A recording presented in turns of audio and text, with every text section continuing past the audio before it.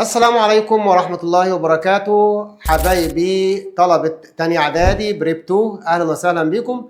نلتقي إن شاء الله السنة دي مع بعض مستر ممدوح ماث. إن شاء الله منهجنا حلو سهل وبسيط، منهجنا طويل شوية بس فيه أفكار حلوة للطالب الشاطر اللي عايز يحقق أهداف كويسة.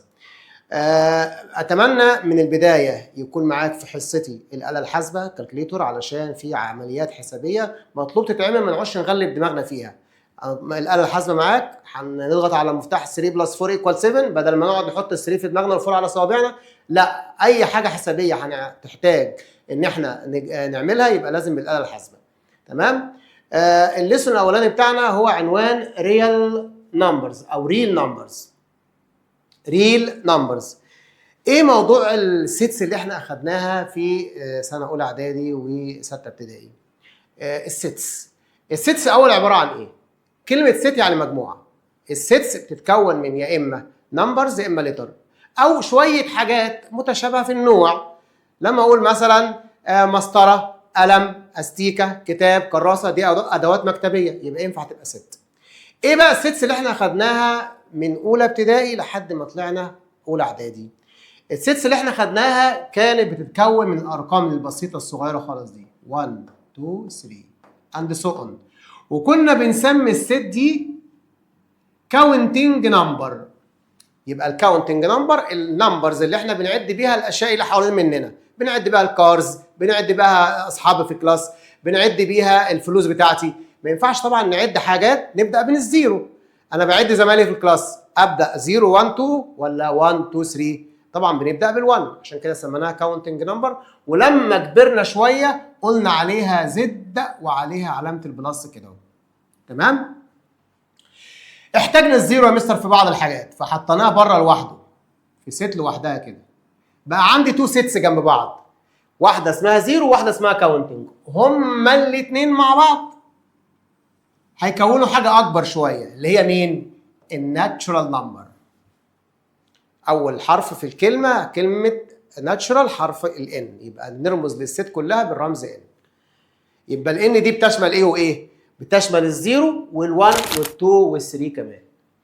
لما احتاجنا في الحاجات اللي هي اندر زيرو، نيجاتيف 1 نيجاتيف 2 نيجاتيف 3، كنا محتاجينها كتير والله. في ايه يا مستر؟ لما نقيس درجه الحراره اللي هي تحت الصفر مثلا في البلاد المتجمده، كنا بنحتاج الحاجات دي، نيجاتيف 1 نيجاتيف 2. عبر عن الخساره اللي هو اللوس، كنا بنعبر عنها بنيجاتيف 1 نيجاتيف 2، لكن المكسب كان 1 2 3. تمام؟ الصعود لفوق كنا بنعبر عنه بالبوزيتيف، طب النزول لتحت كنا بنعبر عنه بالنيجاتيف. يبقى كان لازم ضروري نخترع ارقام اللي هي اندر زيرو. طب سميناها ايه واحنا صغيرين؟ سميناها زد وعليها شرطه صغيره، ودي زد نيجاتيف. اصبح عندي تو سيتس بعيد عن بعض دلوقتي، الزد نيجاتيف والناتشورال نمبر. هنجمعهم كلهم مع بعض في سيت اكبر شويه اهي، وهنسمي الست الكبيره ديت الانتجرز اللي هي الزد. طب يا مستر ايه علاقه الانتجرز بالزد؟ هي كده، الرمز الاولاني ده او الرمز المكتوب ده ملوش علاقه باول حرف دلوقتي. يبقى الانتجرز بنرمز لها بالرمز ايه؟ زد. بتشمل ايه جوه منها؟ تشمل الزد نيجاتيف وبتشمل الناتشورال. والناتشورال تشمل ايه جوه منها؟ تشمل الزيرو وال1 2 3 اللي هي الكاونتنج. طب لو سالتك دلوقتي النيجاتيف 1 موجوده في الزد، هتقول لي اه. طب الزيرو موجود جوه الزد؟ اه. طب ال2 موجوده جوه الزد؟ اه. تمام كده؟ عشان احنا هنحتاجها بعد شويه في بلونج ودازنت بلونج. هل انت في دماغك كده النمبرز خلصت؟ لا يا مستر، في حاجات محتاجينها في حياتنا. الفراكشنز بس كده. زي ايه الاول؟ زي الهاف ده فراكشن، زي نيجاتيف 3 اوفر 5 ده فراكشن. بس كده ولا في حاجات تانية محتاجينها؟ الديسيمال يا مستر، الديسيمالز. زي ايه يا مستر؟ زي 1.2. ايه كمان؟ نيجاتيف 3.18 دي اسمها ديسيمالز. حلو قوي. بس ولا في حاجات تانية ممكن تبقى بره الزد؟ في برضو اللي هو البرسنتج اللي هي كنا بنقول عليها النسبة المئوية، زي مثلا 25%، زي 18%. كل الحاجات دي مش موجودة في الزد. يبقى ظهر عندي ثلاث اشياء جداد اهوت، اللي هو الفراكشنز والديسمال والبرسنتج. محتاجين بقى نحطهم ونحافظ عليهم كلهم في ست كبيره خالص. والست الكبيره دي هنسميها ايه يا ابطال تاني اعدادي؟ هنسميها راشونال نمبرز، كيو. كيو شامله كل الحاجات اللي انت شفتها دي. يعني لو خدنا الهاف بلونج ولا مش بلونج للكيو؟ بلونج. خدنا نيجاتيف 2 موجود في الكيو. خدنا الزيرو موجود في الكيو. خدنا 1.2 موجود في الكيو. خدنا 3 موجوده في الكيو. 25% موجوده في الكيو. هو ده الكيو. بس انا عايز اقول لك على حاجه، هو احنا نقدر نخلي اي رقم من الارقام اللي على البورد دي على شكل فراكشن؟ على شكل فراكشن يعني توب وبوتوم، نيميريتور ودينومينيتور. تعال نشوف مع بعض كده. هناخد حاجه هناخد من هنا رقم 3 مثلا. هل اقدر اخلي 3 شبه فراكشن؟ يا مستر اقدر احط 3 واعمل تحتها شرطه وتحتها 1، يبقى قدرت احوله لتوب وبوتوم. يبقى 3 ده يعتبر راشونال عشان السبب ده، اللي فوق انتجر واللي تحت انتجر، وفي نفس الوقت اللي تحت ما فيهوش زيرو. اهم حاجه عندي وشرط ضروري جدا، لازم عشان الفراكشن بتاعي او عشان النمبر بتاعي اقراه يبقى راشونال لازم ما يكونش فيه زيرو في الدينومينيتور. خدنا واحد من هنا وقدرنا نحوله لفراكشن. طب ما تيجي ناخد واحد من هنا اللي هو الزيرو، اقدر احوله الى فراكشن؟ قال لي حط تحتيه 1، حط تحتيه 2، اي حاجه. المهم كده بقى ايه؟ بقى فراكشن فورم. طب يا مستر ده الزيرو ده جاي فوق، مفيش مشكله، اهم حاجه ما يجيش تحت. لو جه تحت مش هيدينا نمبر اصلا، لا هيبقى انتجر ولا هيبقى راشن ولا هيبقى اي حاجه خالص. طيب ناخد رقم من هنا مثلا زي نيجاتيف 2 اهو، نيجاتيف 2 حط تحتها 1 عادي، يبقى اقدر احوله لفراكشن. طب ناخد رقم من هنا مثلا زي ده، ما هو متحول جاهز يا مستر، فراكشن. طب ناخد رقم من هنا 1.2، هنعمل شرطه ونشيل البوينت اللي في النص دي تبقى 12، وحطها فوق وحط 10 تحت، قدرت تحوله لفراكشن. او ممكن اكتب 1.2 على الكالكوليتور وفي مفتاح كده صغير اسمه اس دي، دوس عليه مره واحده هيحوله لك لفراكشن. قدرت تحوله لفراكشن؟ الدينومينيتور زيرو؟ لا، زي الفل. كمان يا مستر ناخد حاجه من هنا ونحولها الى فراكشن 25%، يا تكتبها على الكالكوليتور 25 وتدوس على العلامه بتاعت شيفت والبراكت اللي مفتوح اللي هي هتلاقي عليها علامه البرسنت، يا اما هتكتب 25 من فوق و100 من تحت. قدرت تحوله لفراكشن؟ قدرت احوله لفراكشن. الدينومينيتور فيه زيرو؟ لا. اللي فوق اللي فوق ده يعتبر انتجر؟ واللي تحت انتجر؟ يبقى كده خلصت. يبقى ايه هو الراشونال نمبر؟ any number we can write it in the form a to b او a over b. اي عدد ليه فراكشن فورم فوق توب وتحت بوتوم، بس بشرط الدينومينيتور ما يكونش بزيرو. كمان شرط مهم جدا، الرقم اللي فوق لازم يكون موجود في الانتجر، والرقم اللي تحت برضه لازم يكون موجود في الايه؟ في الانتجرز. تمام يا ابطال كده؟ تمام يا مستر. انا بعد لك الحاجات تاني بس بكتبها بطريقه الليستنج. الكاونتنج يا مستر فيها ايه؟ فيها 1 2 3 اند سو اون. الناتشرال اللي هي لان فيها ايه؟ 0 1 2 3 اند سو اون. لاحظ ان الناتشرال شملت الكاونتنج جواها. الزد نيجاتيف يا مستر فيها نيجاتيف 1 نيجاتيف 2 نيجاتيف 3، هي شبه الكاونتنج بالظبط بس فيها شرطه صغيره جنب كل رقم اللي هي النيجاتيف. نمبر 4 اللي هي الزد اللي هي الانتجرز فيها الرقم 0 1 2 وتحت الزيرو في نيجاتيف 1 نيجاتيف 2 اند سو اون. تمام؟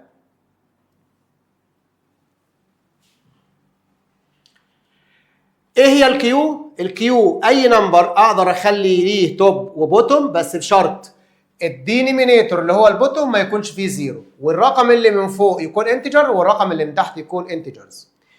معلومه جديده اللي هي البيرفكت سكوير. الايه؟ البيرفكت سكوير. تعال نشوف كلمه سكوير اللي احنا خدناها في سنه اولى اعدادي اللي هي سكوير روت. ايه هو السكوير روت؟ لما يكون عندي مثلا نمبر زي ال9 كده وعملت عليه العلامه دي كده، كان الكالكوليتور بيطلعها معايا ب 3، يبقى السكوير روت بتاع ال9 هو 3. اي نمبر بقى اقدر اكتبه على الكالكوليتور واكتب عليه سكوير روت ويطلع في الاخر على شكل فراكشن يعني راشونال نمبر، بسميه بيرفكت سكوير. بسميه ايه؟ بيرفكت سكوير. تاني، ايه هو البيرفكت سكوير نمبر؟ هو النمبر اللي اقدر اكتبه على الكالكوليتور وفوق منه علامه السكوير روت وندوس على علامه ايكوال يطلع لي نمبر على شكل فراكشن. قلنا فراكشن بقى يشمل ديسيمال ويشمل البرسنتج ويشمل الانتجر كله. يبقى 25 بيرفكت، عشان لو كتبناه على الكالكوليتور سكوير روت 25 سكوير روت 25 هتجيب لي 5. ال5 ممكن اعمل لها شرط احط تحتها 1 يبقى راشونال. طالما طلع راشونال نمبر يبقى 25 بيرفكت سكوير نمبر. ال4 السكوير روت بتاعها ب 2. ال49 اوفر 81 ال49 لوحدها السكوير روت بتاعها ب 7 وال81 لوحدها السكوير روت بتاعها ب 9 يبقى الاجابه 7 اوفر 9. 1.44 لو كتبناها على الكالكوليتور روت 1.44 هيطلع معايا 12 اوفر 10 او 1.2. طلع ديسيمال والديسيمال موجود جوه الكيو اللي هو راشونال نمبر، يبقى النمبر الامور ده يعتبر ايه يا حبيبي؟ يعتبر بيرفكت سكوير. يبقى كل النمبرز اللي اقدر احطها على الكالكوليتور ونعمل عليها علامه سكوير روت يطلع الاجابه بتاعتك راشونال نمبر هسميها بيرفكت سكوير نمبر. طب الزيرو يا مستر؟ الزيرو ينفع يبقى بيرفكت سكوير نمبر. تمام؟ لكن يا اولاد ما ينفعش اخد نمبر زي النيجاتيف 9 مثلا موجود في الراشونال اهو، ما ينفعش اخده واعمل عليه علامه سكوير روت. ده كلام خاطئ، رونج، مينينجلس. زي ما بالظبط لما كنا بنعمل كده حاجه ديفايدد زيرو كده كان بنقول عليها مينينجلس او انديفايند. انت عليك في ثانيه اعدادي النمبر اللي هو سكوير روت نيجاتيف 9 ده بنقول عليه مينينجلس. لما تكبر شويه يا حبيبي تروح اولى ثانوي ثانيه ثانوي ان شاء الله هيبقى ليه اسم كده بقى مش مينينجلس ولا حاجه. بس انت دلوقتي المطلوب منك تبقى عارف ان هو ملوش انسر عندك، ماس ايرور على الكالكوليتور. يبقى النيجاتيف 9 ده ما يعتبرش ايه؟ ما يعتبرش بيرفكت سكوير نمبر. زي ما في بيرفكت سكوير نمبر هتلاقي بيرفكت كيوب نمبرز. بيرفكت ايه؟ بيرفكت كيوب نمبرز. في علامه كده على الكالكوليتور اسمها سكوير روت، وفي علامه ثانيه بنجيبها ازاي من على الكالكوليتور؟ المفتاح اللي هو شيفت بنضغط عليه الاول وبعد كده نضغط على المفتاح بتاع سكوير روت بيظهر لك العلامه دي. لو انا كتبت مثلا كتبت 8 ودوست على الايكوال هنلاقي الانسر بتاعك يطلع لك 2. ال2 تحتيه 1 اقدر احوله لفراكشن يبقى راشونال.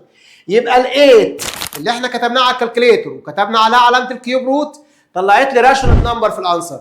طالما طلعت راشونال نمبر يبقى النمبر 8 ده هنسميه ايه؟ بيرفكت كيوب نمبر. طب النيجاتيف 27 تعالى نكتبها على الكالكوليتور. الكالكوليتور معايا اهي وهنكتب مع بعض شيفت الاول وسكوير روت هيطلع لي كيوب روت، اكتب تحت منه نيجاتيف 27 عادي جدا يا مستر. لو كتبت نيجاتيف 27 وعليها كيوب روت كده الانسر هيطلع نيجاتيف 3. يبقى السكوير روت مش بيقبل نيجاتيف تحت منه، الكيوب روت بيقبل النيجاتيف تحت منه، مفيش اي مشكله خالص. يبقى النيجاتيف 27 تعتبر بيرفكت كيوب نمبر؟ تعتبر. زيها بالظبط برضو الفراكشن الاخير ده 64 اوفر 1000 هنعمل لها كيوب روت على الكالكوليتور هتطلع معايا ادي الكيوب روت وادي الشرطه بتاعتنا 64 اب 1000 داون هيطلع معايا 8 اوفر 10 اللي هو 10. 4 اوفر 10 او ممكن نخليها 0.4 ذا سيم هي. تمام؟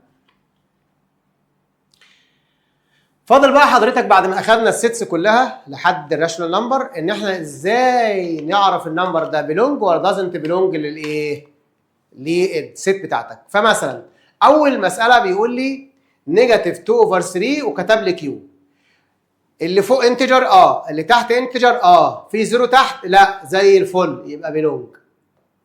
طيب سكوير روت كوارتر كالكوليتور معايا هنعمل سكوير روت كوارتر هيطلع الريزلت بتاعك 1 اوفر 2. اللي فوق انتجر واللي تحت انتجر واللي تحت ما فيهوش زيرو يبقى زي الفل بيلونج. المساله اللي بعدها 22 اوفر 7 واضحه قوي قوي اللي فوق انتجر واللي تحت انتجر واللي تحت ما فيهوش زيرو يبقى بيلونج. كل النمبرز ديت موجوده في الكيو اللي هي راشونال نمبر. الباي هكتبها على الكالكوليتور ازاي؟ شيفت وفي مفتاح تحت خالص في الصف اللي تحتاني جنب كلمه انسر مكتوب عليه اكس او باي 10 باور اكس، دوس عليه يدي لك الباي. دوس على ايكوال حولها لاس دي. حولتها لاس دي طلعت 3.145926. اضغط تاني على الاس دي، عمرها ما هتقدر تحولها لك لفراكشن. هو ديسيمال كبير جدا بس ما اقدرش احوله لفراكشن. الكالكوليتر رافضه تماما ان تخليه عباره عن فراكشن زي ده او زي ده. يبقى ده موجود ولا مش موجود عندي في الكيو؟ مش موجود، يبقى doesn't belong. يبقى من ضمن الحاجات اللي مش هلاقيها في الكيو النهارده علامه جديده اسمها باي. تمام. كيوب روت ال 8. كيوب روت ال 8 مستر طلعت 2. ال2 ما انت خدتها من شويه بقى، ال2 تحتها 1، اللي فوق انتجر واللي تحت انتجر واللي تحت ما فيهوش زيرو، يبقى بيلونج تو كيو. تمام. اللي بعده زيرو.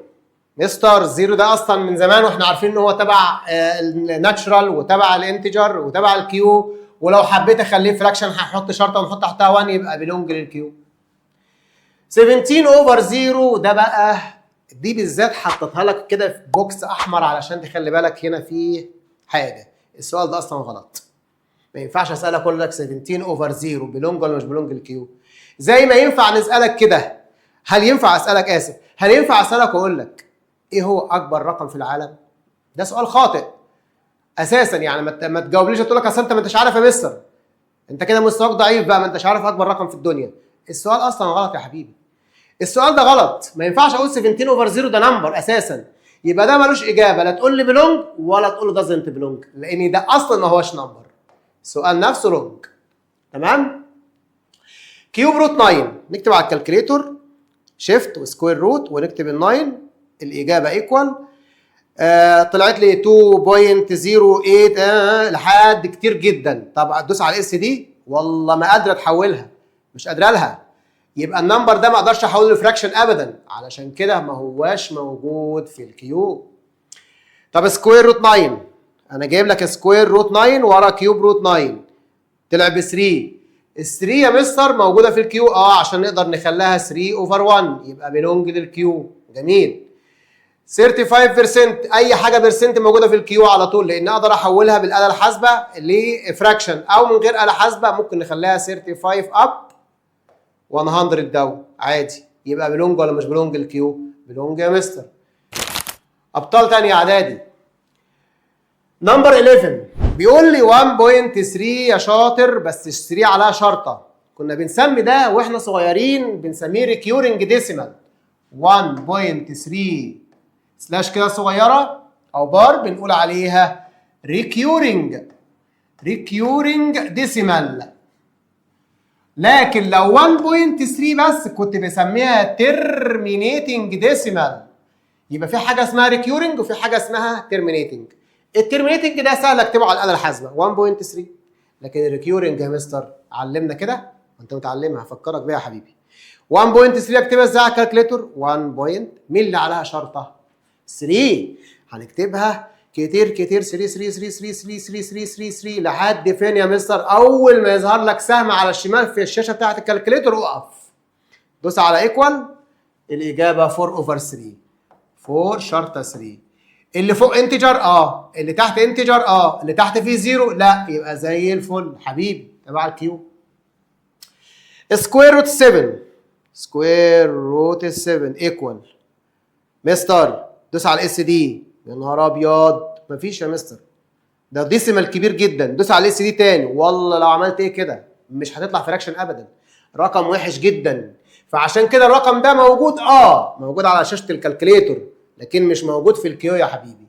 يبقى does not belong، مش موجوده في الكيو عشان طلعت ديسيمالز كتيره ومستحيل اقدر احولها لفراكشن.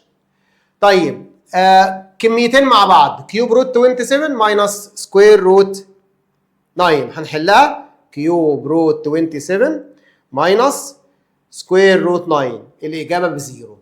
بكام يا بطل؟ بزيرو. الزيرو في الكيو يا مستر معروفه دي حفظناها خلاص، يبقى بلونج. يبقى الكميه دي كلها موجوده في الكيو ولا مش موجوده في الكيو؟ موجوده في الكيو، يبقى بلونج تو كيو. اللي بعده مستر فراكشن. ده الكلام ده يقولوا عيال صغيرين. ما ينفعش يا مستر، هو فراكشن بس اللي تحت انتجر واللي تحت ما فيهوش زيرو لكن اللي فوق انتجر ولا مش انتجر؟ هل سكوير روت 2 موجوده في الانتجر؟ مستحيل طبعا. يبقى ده نمبر موجود فين؟ على شاشه الكالكوليتر، لكن مش موجود في الكيو. ايه اللي خلاها مش موجود في الكيو يا مستر؟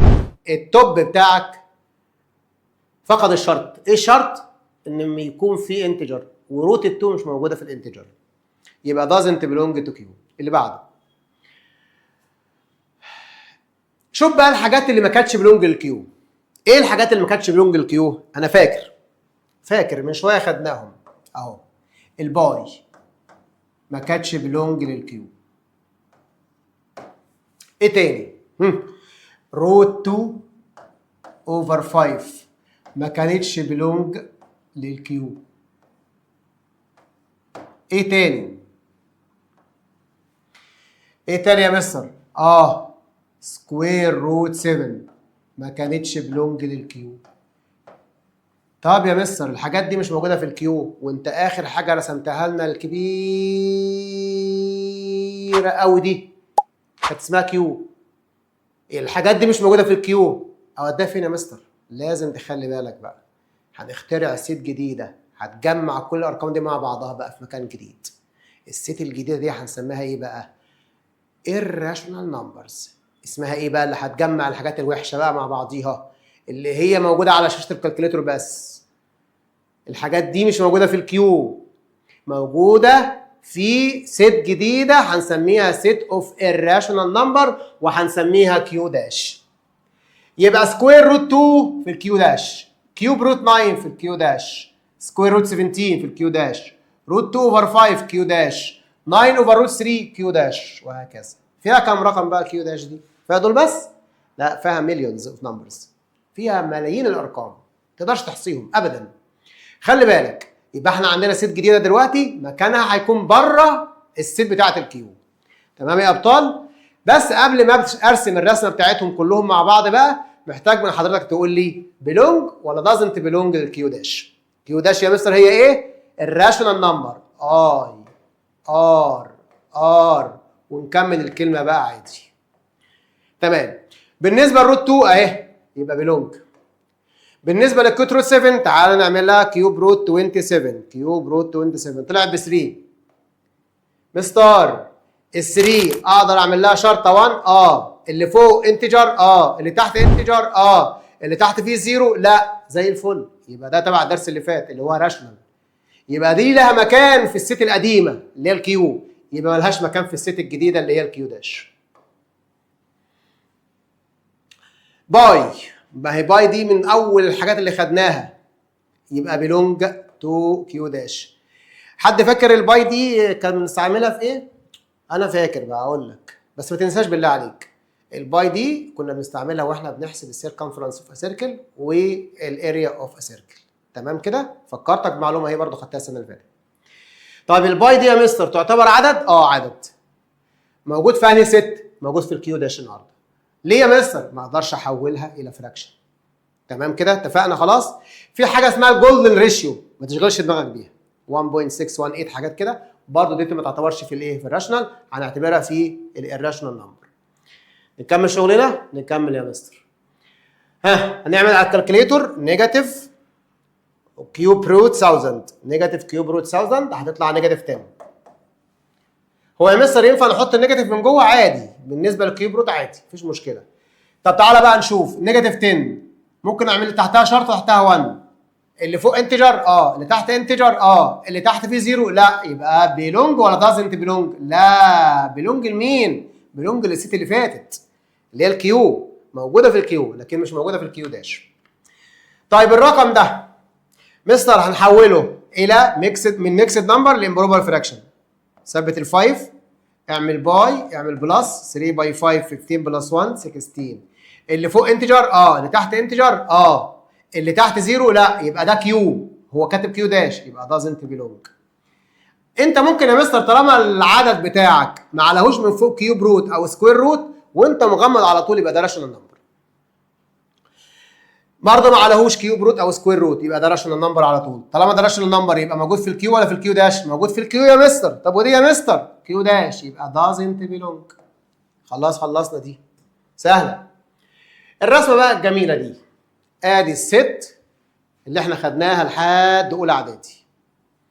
ادي الكاونتنج، ادي الزيرو، ادي الناتشرال، الزد نيجاتيف، الزد بتشملهم الاثنين. بره الزد في برسنتج، في ديسيمال، في فراكشنز. كل الست دي بتشمل اللي فات كله، او الكيو بتشمل كل الستس اللي جواها. الست الجديده من بره مين؟ بره الكيو. فيها ايه مثلا؟ بقول اكزامبلز، مش كل حاجات، مش دي بس الحاجات اللي موجوده، في حاجات غيرها كتير. سكوير روت 7، سكوير روت 3، كيوب روت 9 اند سو اون. كل الحاجات دي موجوده فين؟ في الكيو داش. اصبح عندي كام ست بعيد عن بعض او مش لامسين بعض؟ 2 سيتس، كيو وكيو داش. الافضل بقى ان احنا نلمهم كلهم في مربع كبير خالص، وهنسمي المربع ده برمز عشان نحفظه ار، وده عنوان الدرس اللي هو ريل نمبرز. ريل ايه؟ نمبرز. فهمنا القصه بتاعت الريل نمبرز جايه منين؟ من اول حاجه خالص خدتها في اولى ابتدائي اللي هي 1 2 3 اند سو اون. كبرنا شويه حطينا الزيرو بقى 0 1 2 3 4 اند سو اون. كبرنا شويه حطينا النيجاتيف بقت انتجرز. كبرنا شويه خدنا الميكسد نمبر والفراكشنز والديسيمال والبرسنتج بقت راشونال. كبرنا شويه بقى، ما فيش اكبر من كده يا مستر، احنا خدنا سيت جديده اسمها كيو داش. هما الاثنين هيتجمعوا مع بعض يعملوا يونيون مع بعض يكونوا له سيت اكبر منهم كلهم اللي هي مين؟ الار، اللي هي سيت اوف ريل نمبر. عشان كده لو سالت حضرتك قبل ما اقلب على الصفحه الجديده، زيرو موجود في الار ولا مش موجود في الار؟ موجود في الار. نيجاتيف 2 موجوده في الار. برسنتج مثلا زي 25% موجوده في الار. ديسيمال زي 1.2 موجود في الار. فراكشن زي الهاف موجود في الار. سكوير روت 7 كيو داش موجود في الار. يبقى الار دي شامله كل النمبرز اللي انت اخدتها من اولى ابتدائي لحد تاني اعدادي. كل النمبرز اللي في الدنيا فيها الار، ما عدا حاجات مش عليك. خلينا بس نقف لحد كده. في حاجات موجوده في حاجه اسمها الكومبلكس نمبر، دي هتسمع عنها ان شاء الله في ثانوي. دي مش عليك السنه دي. يبقى اكبر ست انت وصلت لها بتخيلك هي مين؟ هي الست اوف ريل نمبرز. تمام يا اولاد؟ تمام يا مستر. ايه التقسيمه الجميله دي يا مستر؟ والله حلوه. اي ست اوف نمبرز من اول الزد لحد الريل. احنا خدنا كام ست؟ خدنا الناتشرال، خدنا الكاونتنج، دول سيبك منهم دلوقتي. نبدا من اول الزد. الزد اللي هي الانتجرز ممكن اقسمها، الزد ممكن اقسمها الى ممكن اقسم الست اوف زد 3 اجزاء. دي الزد، ارقام بالبوزيتيف وارقام بالنيجاتيف وارقام نايزر بوزيتيف نور نيجاتيف اللي هو الزيرو. ادي الزد. الكيو يا مستر ممكن اقسمها 3 اجزاء برضو. في منها كيو بوزيتيف وفي منها كيو نيجاتيف وفي منها نيزر بوزيتيف نور نيجاتيف. ايه تاني يا مستر ممكن اقسمه؟ الكيو داش بتاعت النهارده. الكيو داش في منها الكيو داش اللي هي بالبوزيتيف، وفي منها الكيو داش اللي هي بالنيجاتيف، وفي منها لا مفيش حاجه تاني بقى. ليه يا مستر كده قلت المره دي مفيش حاجه؟ عشان الزيرو اللي كان نيزر بوزيتيف نور نيجاتيف ده اصلا موجود فين؟ في الكيو، مش موجود في الكيو داش. يبقى الحاجه اللي موجوده في الكيو ما هياش موجوده في الكيو داش. عشان كده احنا ممكن نعدل دي ونخليها ايه؟ حاجه واحده بس، شرطه واحده بس. الشرطه دي والشرطه دي تتشال، يتبقى عندي كيو داش بوزيتيف وكيو داش نيجاتيف. ادي التقسيمه بتاعت النمبرز. طب بالنسبه بقى للريل نمبرز بتاعت النهارده اهي، ادي الريل نمبرز نقسمها 3 اجزاء. جزء منها ار بوزيتيف، جزء منها ار بالنيجاتيف، جزء منها نيزر بوزيتيف نور نيجاتيف. ادي تقسيمه الايه؟ السيتس بتاعتنا. تعالى مع بعض نشوف دلوقتي. ادي الزد، لو شلت منها الزد نيجاتيف كنسلتها هيتفضل فيها حاجتين، زد بوزيتيف والزيرو اللي هي الناتشرال، اللي هي الايه؟ الناتشرال. طب يا مستر الزد لو شلت منها الزد بوزيتيف هيتفضل فيها ايه؟ هيتفضل الزيرو والزد نيجاتيف. طب دي ملهاش اسم. يعني يا مستر الاولانيه لها اسم خبي الزد نيجاتيف كده، الاثنين دول ناتشرال. طب لو خبينا الزد بوزيتيف الاثنين دول اسمهم ايه؟ نون بوزيتيف انتجرز. اسمهم ايه بقى؟ نون بوزيتيف انتجرز. لان انت خبيت يبقى نون. بوزيتيف انتجرز اللي هي دي، نون بوزيتيف انتجرز يبقى هنخبي دي، هيظهر الاثنين دول مع بعض يبقى ايه؟ 0 اند زد نيجاتيف اللي هي نون بوزيتيف انتجرز. نفس النظام برضو كيو داش، لو شلت منها او سوري لو الكيو شلت منها كيو بوزيتيف هيتفضل الزيرو والايه؟ والكيو نيجاتيف. طب لو شلت من هنا الزيرو، كنسلت الزيرو خدته ورميته بعيد كده، هيبقى اتفضل عندي ايه؟ هيتفضل عندي كيو بوزيتيف وكيو نيجاتيف، هما الاثنين اسمهم كيو ستار. زيها برضو بالظبط هنا، الزيرو لو اتشال من النص هيتفضل عندي تو سيتس، الزد بوزيتيف والزد نيجاتيف، وده هنسميها زد ستار. زد ايه؟ ادي زد ستار. تمام؟ الار بنفس الطريقه برضو، لو انا شلت الزيرو من النص هل هقدر اسمي الاثنين دول ريل نمبر؟ لا، هتبقى ناقصه، ناقصه الزيرو، ناقصه الايه؟ الزيرو، وطالما ناقصه الزيرو يبقى ار ماينس السيت اوف زيرو هيبقى عندي ار بوزيتيف اند او يونيون ار نيجاتيف، وهما الاثنين مع بعض هنسميهم ار ستار. نجمه تنور للشطار. تمام يا ابطال كده؟ تمام يا مستر. ناخد حاجه ثانيه.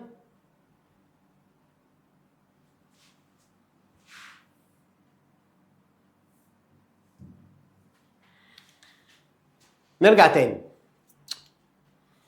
الار يبقى انا ممكن اقسم الار نصين بس، وممكن اقسم الار 3 اجزاء. لو قسمت الار نصين يبقى كل نص هيبقى فيه كيو، ده كيو ده كيو بس ده كيو داش. يبقى لو قسمت الار الى 2 سيتس هتقول لي يا مستر كيو اند كيو داش، يبقى الار بتتكون من ايه؟ من كيو يونيون كيو داش. اليونيون بيكون علامته لفوق زي دي كده، يبقى الكيو داش لو عملت لها يونيون الكيو يديك ار. طب يا مستر الكيو والكيو داش مشتركين في ايه؟ ايه النمبر اللي موجود في الكيو وموجود في الكيو داش؟ مفيش يا مستر. يبقى عشان كده بنقول كيو داش انترسكت كيو ايكوال الايه؟ الفاي، يعني لا يوجد ارقام مشتركه بين الكيو والكيو داش. طيب الريال نمبر لو قسمتها 3 اجزاء هيبقى ايه وايه وايه؟ هيبقى بوزيتيف وهيبقى نيجاتيف وهيبقى زيرو. ملحوظه اللي قلت عليها، لو انا شلت الار بوزيتيف دلوقتي، لو شلت الار بوزيتيف هيفضل عندي ايه؟ هيتفضل عندي الزيرو والار نيجاتيف. هنسميهم ايه دول؟ شوف انت مخبي ايه وقول نون. انت مخبي ايه؟ ار بوزيتيف، يبقى نون بوزيتيف. نون بوزيتيف ريل نمبر اللي هي مين ومين؟ الزيرو والار نيجاتيف. طب لو خبيت النيجاتيف كده، الست ديت، ها الحاجه اللي احنا خبيناها هنقول قبلها كلمه نون.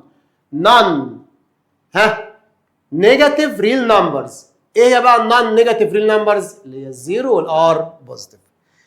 طيب اذا نقدر نكتب الار عباره عن 3 اجزاء، ار بوزيتيف، ار نيجاتيف، ومعاهم الزيرو. يبقى في حلين 2 للار، وفي حل ثالث بس مش هقوله دلوقتي، لسه في وقتها واحنا بنكتب الحاجه اسمها الانترفال الدروس الجايه. لكن المطلوب منك دلوقتي تعرف لما اقول لك اكتب لي حاجتين يكونوا مع بعض ار، هتقول لي كيو اند كيو داش. قسم الار 3 اجزاء، هتقول لي يا مستر الار بوزيتيف والسيت اوف زيرو والار نيجاتيف.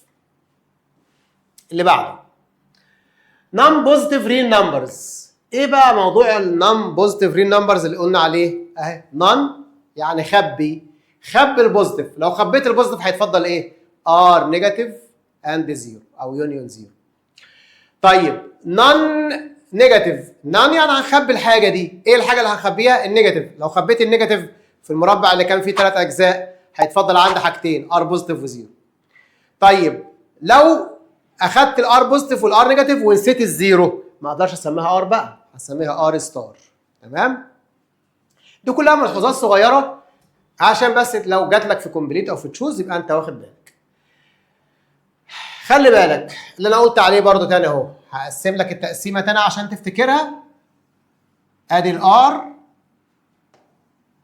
وادي الار، دي جزئين كيو داش، دي 3 اجزاء، ار بوزيتيف ار نيجاتيف سيت اوف زيرو. اول حاجه بيقول لي ار نقص منها كيو، شيل الكيو ارميها في البحر اهي، شيل الكيو ارميها في البحر، هيتفضل عندك ايه؟ كيو داش اهي. ار ماينس كيو، روح على المربع اللي فيه ار وكيو وشيل الكيو ارميها في البحر، هيتفضل عندك كيو داش. ما هو متكرر يا مستر السؤال. هو يقصد بقى لو هي دي كيو داش يبقى الاجابه كيو. تمام؟ ار ماينس سيت اوف زيرو، شيل الزيرو، شوف الزيرو موجود في انهي مربع؟ في المربع اللي فيه ار بوزيتيف وار نيجاتيف. شيل الزيرو من هنا، هيتفضل عندي ايه؟ ها؟ هيتفضل عندي الار بوزيتيف والار نيجاتيف اللي هي اسمها ار ستار. طيب يا مستر العلامه اتغيرت بقت لتحت، يبقى ده انترسكشن يعني مشترك. ايه المشترك ما بين دي ودي؟ متخاصمين يا مستر، مفيش حاجه مشتركه. اوعى تقول لي الزيرو، الزيرو نيذر بوزيتيف نور نيجاتيف، لا هو كده ولا هو كده، يبقى ما ينفعش نكتبه في المشترك ما بينهم. مفيش مشترك ما بين الار بوزيتيف والار نيجاتيف، يبقى الانسر بتاعك هيكون ايه؟ هيكون فاي. ايه اللي بعد كده بقى؟ الدرس ده عشان تبقى فاهمه كويس قوي وتحل عليه اي سؤال يجي لك في الامتحان ان شاء الله، لازم تبقى بيرفكت في حاجه اسمها الايكويشنز. حاجه اسمها الايه؟ الايكويشنز. ايه هي الايكويشنز؟ تعالوا نشوف مع بعض حاجه حاجه بالراحه كده. لما يقول لي اكس بلس 3 دي ما اسمهاش ايكويشن، دي اسمها ايه؟ الجبريك اكسبريشن. طالما في بلس وفي لتر وفي نمبر يبقى دي اسمها ايه؟ الجبريك اكسبريشن. طب لو كتبت ايكوال 12 مثلا اصبحت ايكويشن. اصبحت ايه؟ ايكويشن. عشان تفتكر ازاي تحل الايكويشن وتبقى حاجه دايما ثابته في دماغك، الكميه دي كلها حطها في مربع وكانها دوله لوحدها، كانها دوله اللي احنا عايشين فيها مثلا مصر. والناحيه الثانيه اللي بعد الايكوالز خلاها دوله ثانيه خالص 12، خلاها دوله ثانيه خالص اسمها دوله امريكا مثلا. يبقى انا عندي دولتين مصر وامريكا وفي النص في ما بينهم ايه؟ كوبري كده بيوصل ما بينهم. تمام؟ تمام. لو انت حضرتك جوه مصر بتتكلم باللغه العربيه، هتروح امريكا تتكلم ايه؟ لغه عربيه ما حدش هيفهمك، فلازم تغير اللغه بتاعتك. اذا اي حاجه تتشال من دوله مصر تروح دوله امريكا لازم تغير علامتها. يعني ايه نغير علامتها؟ يعني لو هي بوزيتيف هتوديها امريكا بالنيجاتيف، ولو هي نيجاتيف هنوديها بالبوزيتيف. طب لو باي هنوديها بالديفايدد، طب لو بالديفايدد هنوديها بالايه؟ بالباي. نبدا نشوف مع بعض. انا عايز الاكس لوحدها، نتخلص من اللي جنبها. مين اللي جنبها؟ بلس 3. يبقى انا هشيلها من دوله مصر نوديها ايه؟ امريكا. ولو وديناها امريكا تبقى ايه؟ ماينس ولا بلس 3؟ يا مستر خلاص بقى حفظنا ماينس 3. نقص الاثنين من بعض هيتفضل عندك هنا كام؟ 9. وفاضل ايه في مصر لما شلنا منها البلس 3؟ فاضل علامه الاكس. يبقى الفاليو بتاع الاكس هنا بكام يا اولاد؟ ب 9 ستار. دي شغلانه كبيره قوي، انا كنت ممكن احسبها على صوابع اسهل. كام بلس 3 ادينا 12؟ كان انا بمهد معاك. انا مش بدي لك حاجات هيجي لك في الامتحان الصبح، انا بمهد لك عشان تقدر تفهم يعني ايه ايكويشن. عشان بعد شويه هجيب لك حاجات فيها فراكشن وديسيمال والحاجه الجديده بقى اللي احنا خدناها اللي هي الاراشونال نمبر هتبقى شغلانه. المساله الثانيه بيقول لي اكس ماينس 3 دي هنعتبرها كانها دوله مصر اهي، وال12 دوله امريكا. وانا عايز اتخلص من مين؟ من مصر. انا عايز الاكس لوحدها في مصر، يبقى نخلص من ماينس 3. ماينس 3 هتروح امريكا بلس 3. هيفيض في ايه في مصر بعد ما شلنا الماينس 3؟ فاضل اكس ايكوال وامريكا 12 بلس 3 15. يبقى الفاليو بتاع الايه؟ الاكس بيساوي 15. تاني يا مستر، لما اكتب 3 اكس كده دي معناها ايه الاول؟ الاكس لازقه في ال 3، ال 3 محميه في الاكس، لازقه فيها خالص مفيش اي علامه ما بينهم، يبقى ده اسمه الجبريك تيرم.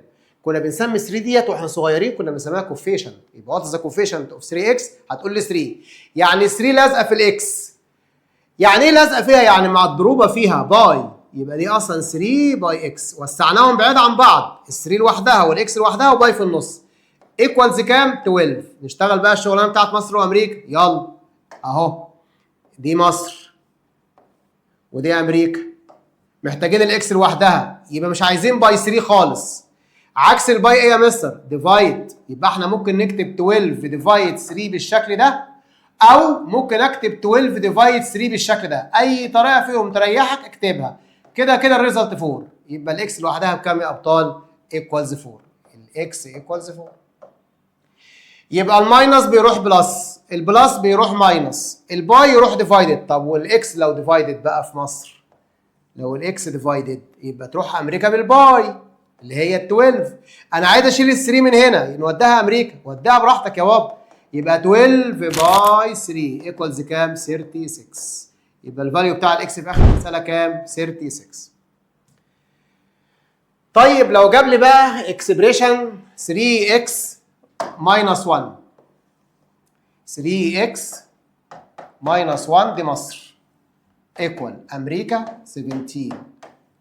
انا عايز الاكس لوحدها، انا عندي شغلانتين لازم اشيلهم من هنا خالص. عايز الاكس لوحدها يبقى عايز امشي ال 3 وامشي ال 1. بس مين الفري؟ مين الضعيف دلوقتي؟ مش ضعيف يعني صغير، لا. مين اللي ما عندوش حمايه؟ ال 3 عندها حمايه، محميه في مين؟ في الاكس. هتيجي تقرب منها هتلاقيها اسد، تقول لك ما حدش يجي جنبي، ده انا معايا حمايه.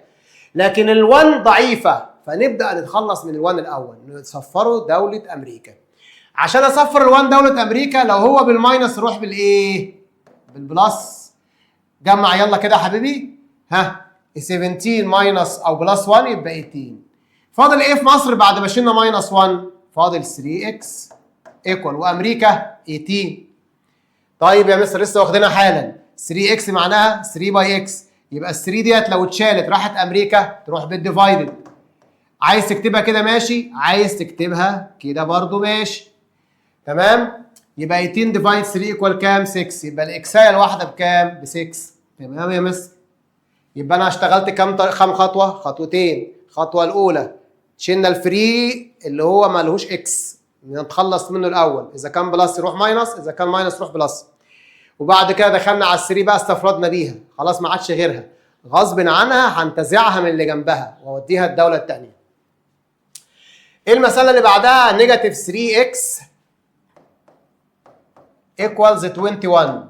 مستر الماينس يروح بالبلس، لا خلي بالك انت كبرت، لازم تكون فاهم، لازم تكون موضح كلامك. هي النيجاتيف 3 ديت لازقه في الاكس، في بينهم في النص علامه ايه؟ باي. يبقى دي هنوسعها عن بعضها الاول شويه كده، ال3 نيجاتيف 3 لوحدها والاكس لوحدها، وفي النص باي. وبعد كده نقول ايه؟ 21. يبقى احنا عايزين نتخلص من مين بقى؟ من الباي نيجاتيف 3. باي نيجاتيف 3. فالنيجاتيف 3 هتتفضل مشكوره تروح امريكا ديفايدد بنفس الساين بتاعتها، ما نغيرهاش. يبقى نيجاتيف 3 هتروح الناحيه الثانيه برضه نيجاتيف 3 بس بالديفايدد، لان العلامه الاساسيه هنا ايه؟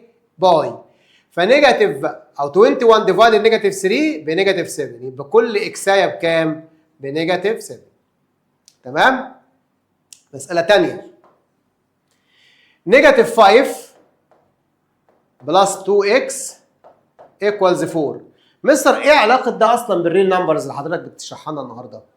ده علشان هنستعمل السولفنج ايكويشن ان احنا هيكون احيانا الاكس فيها ديسيمال زي روت ال 7 زي كيوب روت ال 9، الحاجات اللي هي الراشونال الجديده. فلازم تتدرب الاول على ازاي تحل الايكويشنز في الحاجات العاديه، عشان لما تجي لك حاجات فيها كيوب روت وسكوير روت ما تتخضش. دي كده دوله مصر كده وكده وكده. نيجاتيف 5 بلس 2x ده اكسبريشن على بعضه. مستر عايزين نشيل مين؟ عايزين نشيل ال2. ماشي براحتك. عايزين نشيل مين كمان؟ نيجاتيف 5. نبدا بمين؟ الفري. هنبدا بالفري. مين هو الفري؟ النيجاتيف 5. فالنيجاتيف 5 هتروح الناحيه الثانيه الاول بعكس الساين، يبقى بوزيتيف كام؟ 5. اوعى تيجي جنب حاجه جنب الاكس لازقه فيها محميه فيها وتسيب الحاجه الضعيفه اللي هي مش محميه. ابدا بالحاجه الضعيفه الاول، دي خناقه، ولما تبقى في خناقه عندك واحد ضعيف ابدا به الاول عشان تستفرد بقى بالقوي، يبقى براحتك ما يغلبكش. 4 بلس 5 يدينا كام؟ 9. طب يا مستر لما شلنا النيجاتيف 5 فاضل ايه جوه المربع؟ 2x ايكوال 4 بلس ال 9 او 4 بلس ال 5 يدينا كام؟ يدينا 9. عايزين نعمل ايه بقى يا مستر؟ خلاص عايزين نتخلص من ال2، هنستفرد بيها خلاص. لما نستفرد بيها هيبقى هنا في علامه باي صغيره، هتروح الناحيه الثانيه بالديفايدد، يبقى الاكس عباره عن 9 ديفايدد 2. سيبها زي ما هي عادي لان احنا خدنا راشونال نمبر اللي هي الفراكشن، يبقى الفاليو بتاع الاكس هو مين؟ 9 اوفر 2. تمام؟ تمام يا ابطال. ها يبقى في فكره برضو في المساله، النيجاتيف 5 ضعيفه مش جايه جنب الاكس، ابدا بيها الاول. المساله اللي بعدها ادي مصر وادي امريكا. 4 ماينس 2 اكس، انا عندي حاجتين عايز اشيلهم، عايز اشيل الفور وعايز اشيل النيجاتيف 2. ابدا بمين؟ بالفري. مستر الفور بالنيجاتيف ده مين اللي قال لك ده؟ دي العلامه الماينس دي بعدها مش قبلها. هو احنا بنقرا الانجليش ازاي؟ مش من الشمال لليمين؟ هنا في حاجه قبل الفور؟ لا مفيش، يبقى دي بوزيتيف المفروض. بوزيتيف ايه؟ 4. فلما اجي انقلها ما تخضش واروح واخد الماينس وانقلها بلس، لا. الفور بالبوزيتيف لما تروح الناحيه الثانيه تروح بالايه؟ بالنيجاتيف. يبقى برضو حاجه مهمه لحضرتك، الفور اللي قدام حضرتك دي علامتها اللي قدامها اللي قبلها بوزيتيف مش نيجاتيف. شلنا البوزيتيف 4 فاضل جوه نيجاتيف 2 اكس ايكوال، لما اعمل 0 ماينس 4 بالكالكوليتور نيجاتيف ايه؟ 4. خلاص يا مستر بقت سهله، في علامه باي اللي هي فين؟ ما بين دي ودي. انا عايز اشيل النيجاتيف 2 دلوقتي، شيلها بس ما توديهاش الناحيه الثانيه بوزيتيف 2، وديها بعكس الاوبريشن بتاعتها. الاوبريشن بتاعتها باي، يبقى هتروح بالايه؟ بالديفايد نيجاتيف 2. الانسر هيبقى 4 نيجاتيف 4 ديفايد نيجاتيف 2 بالكالكوليتور، يبقى الاكسايه الواحده بكام؟ ب 2. حضرتك بقى مش واثق في الكلام اللي انا بقوله، امسك الكالكوليتور وهنكتب مكان الاكس ديت 2. تعالى بقى نعملها كده، اكتب 4 ماينس 2 اكس يعني 2 باي 2، الاجابه ايكوال 0. يبقى احنا اتاكدنا ان الفاليو بتاع الاكس اللي هيعمل يعني تحقيق للايكويشن دي هو مين؟ 2. خلصنا كده يا مستر المسائل السهله دي؟ خلصنا. في ايه تاني في الايكويشنز يا مستر؟ لما الاكس يجي عليها باور 2، ادي مصر ايكوال وادي امريكا. الباور 2 لما يتشال من مصر هيروح الناحيه الثانيه بروت. بس كده؟ لا، معلومه لحضرتك، الباور 2 لما يعدي يروح امريكا يروح بعلامه الروت وقبل منه علامتين بوزيتيف ونيجاتيف. يبقى لما اشيل الباور 2 هوديه الناحيه الثانيه روت، يبقى يتفضل هنا اكس وهنا هيتفضل 3، لان هنمسك الاله الحاسبه ونعمل عليها سكوير روت 9 هيجيب 3. ما ننساش بقى نعمل بالقلم الجميل بتاع حضرتك بوزيتيف ونيجاتيف، يعني الحاجات دي مش بتتعمل على الكالكوليتور. مش البوزيتيف والنيجاتيف دي ما بتتعملش على الكالكوليتور، بتتعمل بالقلم بتاع حضرتك بس اوعى تنساها. تاني، الباور 2 من مصر يتشال يروح امريكا بروت وعلامتين قبل الروت، علامه البوزيتيف والنيجاتيف. طب يا مستر لو كيوب روت نحلها ازاي؟ اكس باور 3 ايكوالز 8، شيل الباور 3. بس كده شيلناها من مصر اهو خلاص، نوديها امريكا باور 3 بقى ولا عكسها؟ عكس الباور 3 كيوب روت، يبقى هنعمل هنا كيوب روت. علامه واحده بس خد بالك، مفيش هنا لا بوزيتيف ولا نيجاتيف، العلامه اللي موجوده هي اللي هتتكتب بس. هو ال8 كانت بوزيتيف يبقى الانسر بوزيتيف بس. يبقى هيفضل عندي هنا اكس ايكوالز كيوب روت ال8 ايكوال 2، يبقى الاكس بتاعتنا بكام؟ ب 2. يبقى تاني مع السكوير روت بنحط بوزيتيف ونيجاتيف، مع الكيوب روت بنحط العلامه الموجوده بس، اذا كانت بوزيتيف سيبها، اذا كانت نيجاتيف سيبها. طيب يا مصر تعالى تاني، مصر فيها سكوير روت الاكس ايكوال امريكا فيها 4. اوعى تلعب بالكالكوليتور وتروح عامل سكوير روت 4 ايكوال 2، غلطت يا مستر. انا عايز الاكس يا مستر، يبقى انا عايز اشيل الحاجه اللي فوق منها اللي مضايقاني دي. ايه اللي مضايقك يا مستر في الاكس؟ السكوير روت، شيله اهو اهو. شلناها من مصر نوديها امريكا سكوير روت ولا عكسه اللي هو الباور 2؟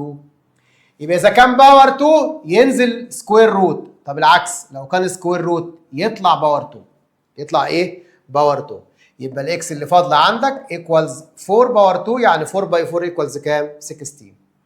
اخر واحده لما يقول لي كيوب روت 12 كيوب روت الاكس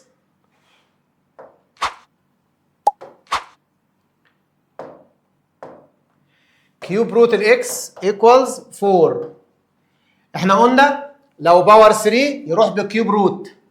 طيب لو كيوب روت هيروح بايه؟ بالباور 3. هيفيض هنا اكس بعد ما شلنا الكيوب روت، 4 باور 3 معناها 64، يبقى الانسر بتاعك 64. ادي الايكويشنز، بس حاجات بقى صغيره لما يجيب لي بقى مع الباور 2 يجيب لي ماينس وبلس وحاجات زي كده. نفس الخطوات هي اللي هنعملها دي كده مصر.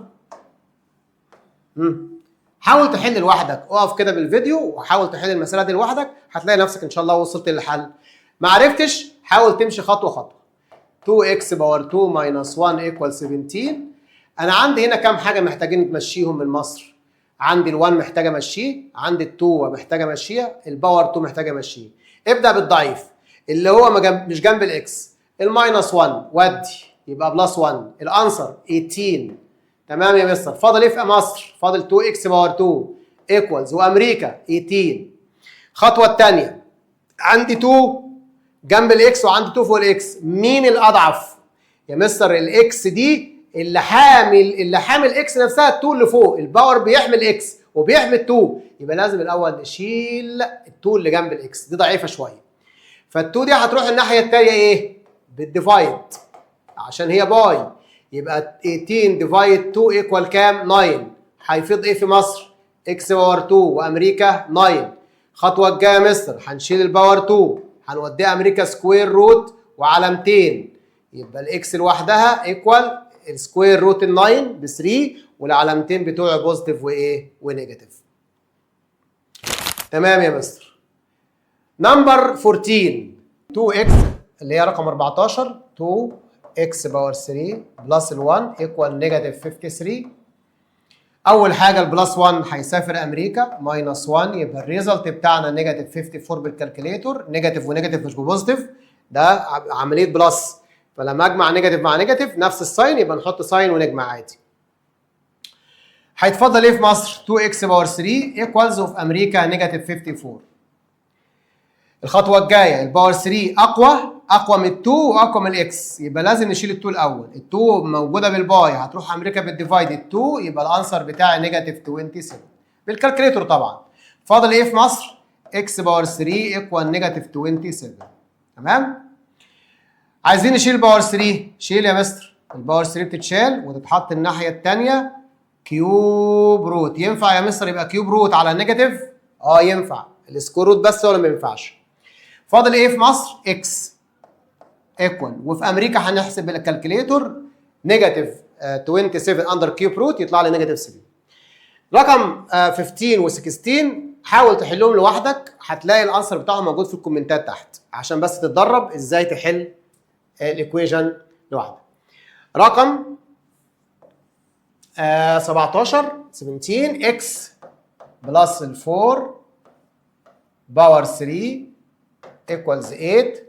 هنا بقى في مشكله.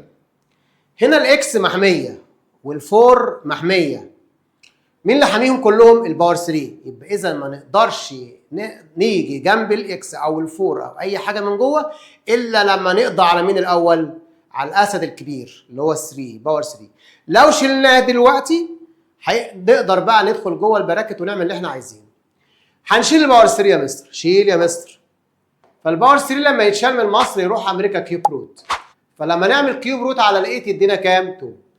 اصبح دلوقتي الملعب بقى فاضي، ما عادش فيه باور بيخوفني، فاكس بلس 4 هتكون ايكوال كام؟ 2. البلس هيروح الناحيه الثانيه بالماينس، يبقى الاكس لوحدها هي اللي فاضله. 2 ماينس 4 بنيجاتيف 2، يبقى الفاليو بتاع الاكس بكام؟ بنيجاتيف 2. طيب 18 3x ماينس 1 ايكوال اكس بلس ال 5، ودي مساله جديده خالص. في اكس في مصر وفي اكسات في امريكا، نتخلص منهم ازاي دول؟ الحاجات المتنطوره دي لازم نجمعها مع بعضها في دوله واحده. دوله مصر مثلا هناخد كل الاكسات اللي في امريكا نجيبها جوه مصر، بس تخلي بالك الحاجه لما بتنقل من دوله لدوله لازم تغير اللغه بتاعتها، تغير العلامه بتاعتها. هناخد مع بعض 3x دي في مصر، مين شبهها في امريكا؟ بوزيتيف اكس، فلما تنقل تجي لي جوه في مصر تبقى نيجاتيف اكس. خلصنا كده مصر ايكوال، دي اتشالت. فاضل مين؟ البوزيتيف 5. ده رقم مين شبهه في مصر؟ رقم زيه الماينس 1 هينقل له، بس هينقل من دوله مصر يروح دوله امريكا يبقى بلس 1. تمام، بقت امريكا فيها 5 بلس 1. يلا ننقص 3 اقلام ماينس قلم واحد، 1x. لما نقص الكوفيشن 3 ماينس ال 1 يبقى 2ax equals 5 بلس ال 1 equals كام؟ 6. هنا في باي، الباي هيروح بالديفايدد يبقى الاكس هتكون 6 ديفايد 2 equals 3. ادي الحل بتاع المساله نمبر 18. نمبر 19 و20 برضه هسيبها لك تحاول تحلها في الكومنتات، هساعدك فيها بس الاول كده. ما تخافش لما تلاقي فراكشن زي كده، عادي اتعامل معاك كانه نمبر عادي خالص. اول حاجه هتمشي الماينس 5 الناحيه الثانيه، ثاني حاجه هتمشي الكوارتر ده باي، فلما يروح الناحيه الثانيه يروح بالديفايدد ونحسب على الكالكليتور. بعد كده الكيوب روت دي برضو خدنا زيها. البوزيتيف 3 هي اللي هتتنقل الناحيه الثانيه الاول. اوعى تقول لي برضو دي نيجاتيف 3، لا دي بوزيتيف 3 لما تنقل الناحيه الثانيه تنقل بنيجاتيف 3. هنا بقى بيقول لي find the solution set. solution set هي الفاليو اوف اكس بالظبط، بس هنحط الانسر بتاعي في اقواس اللي هي البلاس بتاعت الست. نبدا، بيقول لي هات الفاليو بتاع الاكس الاول. يلا اول حاجه هنخلص من ماينس 1 يبقى بلس 1، يبقى الريزلت بتاعك كام؟ 8. هيفيض ايه في مصر؟ اكس باور 3، وامريكا بقت 8. هنشيل الباور 3 شيله وديه امريكا بكيوب روت، يبقى الانسر 2. يبقى الاكس لوحدها ايكوال كام؟ 2. اهم حاجه بقى قال لك فايند السوليوشن ست بتاعك فين؟ في الست كيو، لان احنا عندنا كتير جدا السنه دي سيتس، عندنا سيتس كتيره كيو وزد وكيو داش وريل. هو عايز مننا ايه؟ النمبر اللي يطلع ده يبقى تبع الكيو. هل 2 تبع الكيو ولا بره الكيو؟ والله يا متر اذا كان نقدر نخليها فراكشن 2 اوفر 1 مثلا يبقى تنفع تبقى ايه؟ راشنال، وخدناها النهارده كتير. يبقى السوليوشن ست موجوده ولا مش موجوده؟ موجوده يا مستر، يبقى الست بتاعتنا هتبقى 2. ليه يا مستر الكلام ده اهو؟ عشان 2 بيلونج لمين؟ للكيو. طب لو مش بيلونج للكيو، طلعت مثلا الانسر بتاعك سكوير روت 2، يبقى على طول هنقول السوليوشن ست فاي. ادي المساله الاولى. المساله الثانيه بيقول لي هاف اكس باور 2 ماينس 3 ايكوال 8. اول حاجه هنودي الهاف الماينس 3 الناحيه الثانيه الاول، وبعدين هيتفضل عندي في مصر هاف اكس باور 2 وامريكا هتبقى 8. تاني حاجه الهاف هتروح بالديفايد، هاف ديفايد او 8 ديفايد هاف هتبقى 16. هيتفضل عندي مين؟ اكس باور 2 ايكوالز 16. مستر كمل. لما نشيل الباور 2 هنعمل الناحيه الثانيه ايه؟ سكوير روت. هنعمل الناحيه الثانيه سكوير روت بس وخلاص، ولا علامتين قبلها؟ علامتين قبلها. يبقى الاكس لوحدها ايكوالز بوزيتيف ونيجاتيف، ونطلع على الكالكوليتور سكوير روت 16 ايكوالز 4. كده الاكس لها كام فاليو؟ 2 فاليوز، 4 بوزيتيف و4 نيجاتيف. هل الاثنين دول موجودين في الكيو ولا بره الكيو؟ موجودين في الكيو، عشان احنا ممكن نخلي ال4 4 اوفر 1 والنيجاتيف 4 نيجاتيف 4 اوفر 1. طيب نكتب السوليوشن ست ازاي؟ اكتب العددين بس بعيد عن بعض بقى، ال4 بوزيتيف وال4 نيجاتيف، حطهم هما الاثنين في اقواس بالشكل ده. ادي السوليوشن ست. مساله اخيره بيقول لي اكس باور 3 بلس 1 ايكوال 5. ادي الاكس باور 3 ايكوال 4. طبعا جبناها 4 ازاي؟ ال1 هيسافر من مصر يروح امريكا، يبقى 5 ماينس 1 ايكوال 4. بعد كده الباور 3 هيتشال يا مستر، شلناه. هيتفضل اكس ايكوال الباور 3 هيروح امريكا ازاي؟ برافو، هيروح كيوب روت ال4. اجي احسب على الكالكوليتور كيوب روت ال4 هيطلع لي ديسيمال كتيره جدا يا مستر. الديسيمال الكتيره دي هندوس على الاس دي، مش وافقه برضه يا مستر، مش عايزه تحولها لي لفراكشن. يبقى هل النمبر ده بيلونج ولا مش بيلونج للكيو؟ مش بيلونج للكيو يا مستر. طب احنا عايزين الانسر لازم يطلع في الكيو. اقول له خلاص انت حر، انا حاولت بس ما لقيتلكش، يبقى الاجابه بتاعتك ايه؟ فاي. مساله كمان اكس باور 2 بلس 16 ايكوال 19. ادي الاكس باور 3 ايكوال 3. جت منين ال 3؟ ودينا على طول البلس 3 الناحيه الثانيه، بلس 16 ماينس 16. ادي الاكس شلنا الباور 2 من عليها، تعود بقى خلاص. شلنا الباور 2 يبقى نعمل الناحيه الثانيه علامه روت وقبلها ايه؟ علامتين ونكتب ال 3. تعالى نحسبها على الكالكوليتور. سكوير روت 3 ايكوال اس دي. مش موافقه يا مستر تطلع معايا فراكشن، يبقى النمبر اللي طلع ده مش موجود فين؟ في الكيو اللي هو عايزها. يبقى السوليوشن ست ايكوال ايه؟ 5 برضه. يا مستر ده المساله دي عايزها في الكيو داش. المساله دي عايزها في الكيو داش. هل الرقمين دول اللي طلعوا اللي هو بوزيتيف روت 3 ونيجاتيف روت 3 لو خدت واحد بس منهم روت 3 كده وعملته على الكالكوليتور هيطلع ديسيمال، ولما يطلع ديسيمال اضغط على المفتاح اس دي مش هيحولوه لفراكشن. يبقى ده كده ايه؟ يبقى ده كده يا مستر يعتبر irrational number. يبقى موجود في اللي هو عايزه اللي هو الكيو داش. يبقى السوليوشن ست بتاعي عباره عن روت 3 بالبوزيتيف وروت 3 بالنيجاتيف، ونعمل لها بارانيسيس كده، لان الاجابه او السوليوشن بتاعي في الست كيو داش، والنمبرز اللي احنا جبناها بتوافق ان هي تخش جوه الكيو داش.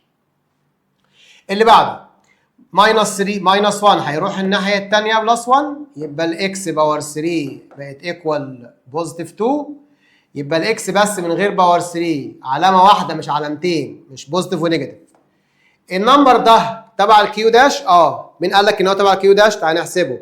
شيفت وسكوير روت و2 وايكوال واس دي. ما رضيش يطلع فراكشن، يبقى ده تبع الكيو داش. يبقى السوليوشن ست الاس اس بتاعتنا هتكون كيوب روت 2 ست. هنا بقى بيقول لي ايه؟ يلا بينا نتدرب ازاي نجيب approximated value للراشونال نمبر. ايه الراشونال نمبر؟ طالما هو irrational number او نمبر بصفه عامه يبقى لازم ليه مكان على النمبر لاين. مثلا لو انا خدت ال 3 وال 5، ال 3 على النمبر لاين وال 5 على النمبر لاين، مين اللي واقف ما بينهم؟ ال 4. طيب انا عايز اجيب مكان لكيوب روت 16، بس ده لسه جديد عليا يا مستر. يبقى همسك الكالكوليتور واعمل شيفت وسكوير روت، هيدينا كيوب روت طبعا زي ما هو عايزها، ونضغط على ال 16 وندوس على الايكوال. طلعت بالشكل الغريب ده 2.519 كتير جدا. هندوس عليه تاني مش هيتحول ابدا لديسيمال، سوري مش هيتحول لفراكشن. يبقى ده كده الراشونال نمبر. هو عايز تاخد مين بقى؟ مش عايز تاخد كل ده. تعالى عايز مين؟ نيرست تنس. يبقى عايز رقم واحد بس بعد البوينت. يبقى من كل ده هنكتب 2 بوينت وناخد الرقم اللي بعد البوينت اللي هو ال5. طب ليه يا مستر ما كتبتوش 6؟ عشان يا مستر ال5 بعدها بور نمبر. ايه هي البور نمبرز اللي مش بتزود؟ 0 1 2 3 4. ايه هي الريتش نمبر اللي بتزود؟ بتكبر العدد اللي جنبها. اذا كان 5 يبقى 6 مثلا، اللي هي بقى ايه؟ 5 6 7 8 9. كل الحاجات دي بتزود الرقم اللي جنبها. يبقى 2.5 ده يا اولاد ابروكسيمتلي، يعني مش حقيقي، مش قوي يعني، مش بالظبط، ده تقريبا. ال 2.5 على النمبر لاين لو احنا حطيناه في سن القلم كده هتبقى بين مين ومين؟ ما بين ال 2 وال 3 يا مستر. تمام كده؟ مسألة تانية بيقول لي احسب نيجاتيف 2 سكوير روت 21. اضغط على ايكوال، طلعت زي ما هي. اضغط على اس دي، طلعت نيجاتيف 9.165 كذا رقم. هو عايز ايه بقى من كل ده؟ 2 ديسيمال بليس، يعني عايز رقمين بعد النقطة. هنكتب النيجاتيف 9، هنكتب البوينت، ناخد الرقمين بعد البوينت. ايه هم الرقمين اللي بعد البوينت؟ 16. طب ال 16 هتزيد ولا هتفضل زي ما هي 16؟ لا هتزيد يا مستر. ليه؟ عشان بعد ال 16 في ريتش نمبر اللي هو ال5، فهيزودها. بدل ما هي 16 هتكون كام؟ 17. النمبر ده تقريبا مش بالظبط هو نيجاتيف 2 سكوير روت 21. تاني يا مستر، find the value of x where x is an integer. خد بالك من الشرط بتاعك، يعني لو انت بتدور على حاجه في الديسيمال او الفراكشن، لا انا عايز النمبر اكس ده يكون انتجر. انتجرز اللي هي 0 1 2 3 نيجاتيف 1 نيجاتيف 2 نيجاتيف 3. تمام يا مستر؟ نبدا بسم الله. هو كاتب لي هنا اكس قبلها 5 وبعدها 7. بالعقل كده ايه اللي بين ال5 وال7 يا حبيبي؟ 6. يبقى الاكس هنا ايكوال 6. تمام. اللي بعدها اكس هنا انتجر قبلها نيجاتيف 3 وبعدها نيجاتيف 1، كانك واقف على النمبر لاين. ادي النمبر لاين اهو، ادي 0 ادي 1 2 ادي نيجاتيف 1 ادي نيجاتيف 2 ادي نيجاتيف 3 ادي نيجاتيف 4. هي الاكس واقفه بين مين ومين؟ بين نيجاتيف 3 ونيجاتيف 1. ادي النيجاتيف 3 اهي وادي النيجاتيف 1 اهو. ايه اللي ما بينهم دلوقتي واضح؟ نيجاتيف 2. يبقى الاكس بتاعتنا هتكون بنيجاتيف 2. هو في ارقام ثانيه ما بينهم يا مستر؟ ما بين النيجاتيف 1 والنيجاتيف 3 في ارقام كتيره طبعا، ديسيمال والراشنال نمبر وحاجات زي كده، بس هو عايز يكون انتجر فما ينفعش نختار اي حاجه ثانيه. اللي بعدها سكوير روت 17 واقف ما بين حاجتين، رقم اصغر منه ورقم اكبر منه. يبقى عشان اعرف هو واقف بين مين ومين لازم احوله لديسيمال. سكوير روت 17 ايكوالز، دوس على الاس دي هتطلع 4.12. كفايه رقمين. مستر هو ال 4.12 دي لما نحطها على النمبر لاين ايديا هتيجي بين مين ومين؟ عشان ما تلخبطش نفسك يا بطل، هي 4.12 هتاخد الرقم اللي قبل البوينت وتكتبه هنا بس خلاص، والرقم اللي بعد الفور ايه؟ 5. يبقى الرقم ده اللي هو روت 17 ما بين مين ومين على نمبر لاين؟ الفور والفايف. طب هو عايز الاكس، عايز اللي قبله اللي اصغر منه، يبقى الاكس هنا هتكون بكام؟ ب 4. تاني اقول المعلومه دي، انت هتطلع روت 17 بالكالكوليتور بالديسيمال هيطلع لك نمبر فيه هول وديسيمال. سيبك بقى انت من الديسيمال بارت ده وخليك في الهول بارت اللي هو الفور، تكتبه هنا مكان الاكس وخلصنا على كده. نمبر 5 ما زلنا برضو في find the value of x where x is an integer. تمام. جايب لي رقم بس بالنيجاتيف، عادي جدا، انت سعادتك هتحل كانه بالبوزيتيف. يلا نحل، هنعمل شيفت وكيوب روت 53 ايكوال، طلع معايا 3.75. ده بالبوزيتيف. هناخد الرقم اللي قبل البوينت اللي هو 3 وتزود عليه 1 يبقى 4، يبقى الرقم ده بالبوزيتيف ما بين مين ومين؟ ال 3 وال 4. طب هو عايز بالنيجاتيف، نقوم نعمل ايه بقى؟ النيجاتيف يا مستر بيغير الساين، بدل ما الدايركشن بتاعك ما هو رايت يبقى ليفت. يعني ايه برضه مش فاهم؟ يعني ساعتك هتجيب الفور في اول السطر وتحط جنبها نيجاتيف، وتاخد الثري في اخر السطر وتحط جنبها نيجاتيف، وتحط الرقم هو اللي هو 3.75 وتحط جنبيه نيجاتيف. هو عايز مين بقى؟ عايز الاكس اللي هي هتبقى من هنا نيجاتيف 4. يبقى الفكره في المساله دي انت هتحلها بالبوزيتيف عادي، بس بعد ما تخلص هتعكس اللي في الاخر تجيبه في الاول وتحط جنبيه نيجاتيف، واللي في الاول هتجيبه في الاخر وتحط جنبيه نيجاتيف. عايز روت الاكس ايكوال 5، او سوري عايز روت الاكس رقم يعني نعمل له سكوير روت يبقى بين ال 3 وال 5. نقوم نتصرف ازاي في مساله زي دي؟ نتصرف ازاي يا مستر؟ اعمل ده باور 2 واعمل ده برضه باور 2. ده باور 2 يعني 9، ده باور 2 يعني 25. ايه هو الرقم اللي يجي ما بين ال 9 وال 25 واقدر اعمل له سكوير روت؟ تعال نشوف كده. بعد ال 9 10 ما تنفعش اعمل لها سكوير روت، 11 لا ما تنفعش، 12 ما تنفعش، 13 ما تنفعش، 14 15 16 تنفع اهو. يبقى الاكس هنا لما نعمل لها سكوير روت هتطلع 4، وال4 فعلا ما بين ال 3 وال 5. يبقى الاكس بكام يا ابطال؟ الاكس هتكون ب 4.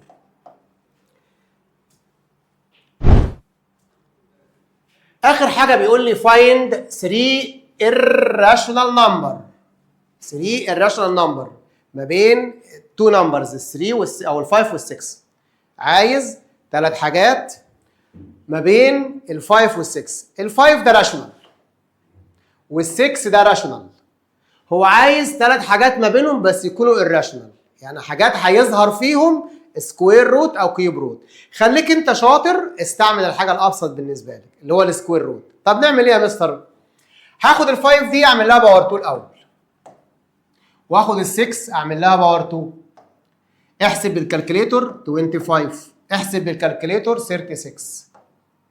هنختار بقى ما بين ال 25 وال 36، نختار اي 3 ارقام، اي 3 ارقام بيكون اكبر من 25 واصغر من 36. مثلا 26 مش لازم بالترتيب، ممكن 29 ممكن 31، اي حاجه المهم يكون ما بينهم. وعايز 3. خلصت يا مستر؟ خلصت. بس دي يا مستر ما كانتش 25، كانت في الاصل كانت 5. هو مش جايب لك 25، هو جايب لك 5. يبقى انا عشان ارجع ال 25 اخليها 5 تاني اعمل ايه؟ الحاجه العكسيه بقى، سكوير روت على كله.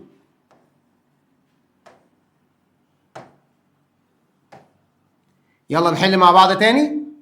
الانسر بتاع ال 25 5، الانسر بتاع ال 26 مش هيطلع، ده كده irrational. الانسر بتاع روت ال 29 مش هيطلع. الانسر بتاع روت 31 مش هيطلع. الانسر بتاع ال 36 هيطلع 6. يبقى احنا كده حافظنا على الرقمين بتوعي ال 5 وال 6 زي ما هما، وجبنا ما بينهم 3 irrational numbers. وبكده يبقى خلصنا اول لسن عندنا في المنهج. اتمنى تكون فهمتوا كويس. كان معاكم مستر ممدوح، التقي معاكم ان شاء الله مع ليسن 2 بس بعد ما انزل معاك الفيديو بتاع حل ليسن 1 اللي موجود في اي كتاب خارجي ان شاء الله. شكرا لكم والسلام عليكم ورحمه الله وبركاته.